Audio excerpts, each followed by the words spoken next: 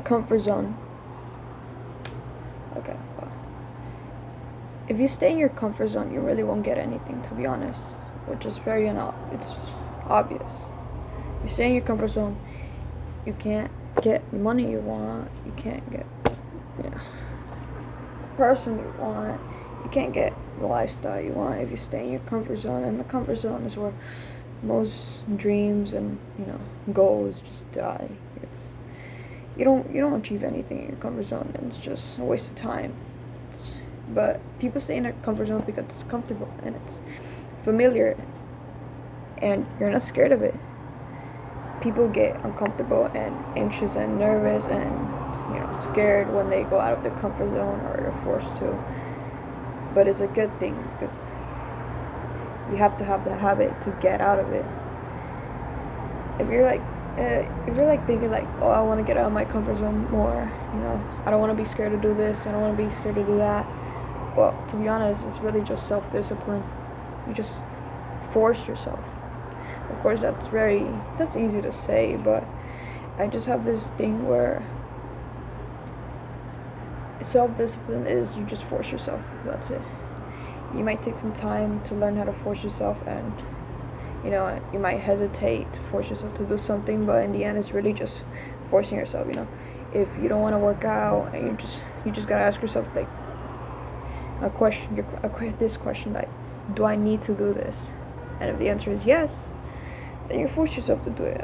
But if you say, oh, I'm tired, oh, my body hurts right now, oh, my leg is not feeling well, or I'm not feeling too well, like, I don't want to do it right now, maybe later. No.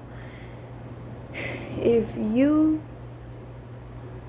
hold out something for later, what later never becomes now. Later never becomes later. Later is just saying that I just won't do it now and I won't do it later. Why am I on this subject? Because if you have the urge to do something now, but you just say, oh, maybe later, that urge is gonna leave, and it's gonna be so much harder to do whatever you wanted to do. And so you don't do it because you don't have enough self-discipline to do it anymore. It's, I guess, the little dopamine of motivation. I don't think motivation even exists, really. It's just a little illusion that it's like hope. It's like a hole full of bar of hope and dopamine and anything. Motivation is just temporary, and that's pretty obvious too.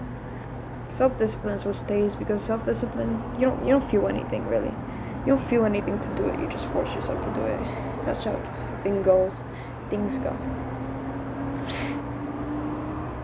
So really, if you want to create a business, or you want to start making money, side hustles, and get a job, but let's say you want to work at some restaurant, right? But you have social anxiety, or you don't think you're gonna do well, or you think you're gonna get embarrassed on the first day, like you're gonna mess up. But that's normal, really. You're not supposed to be perfect at something immediately first, You're not. Like, that's not how things work. Nobody was a professional first.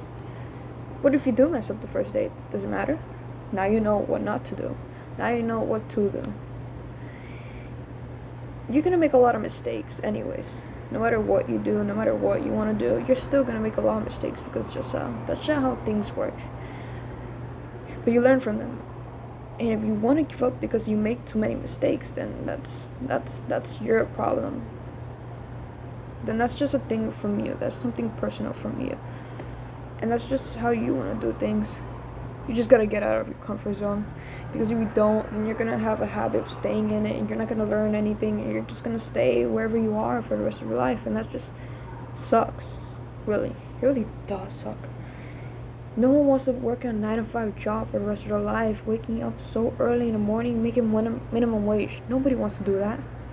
The people that do it, they chose that. I don't know. They just choose not to do something. Like they can't do it, really.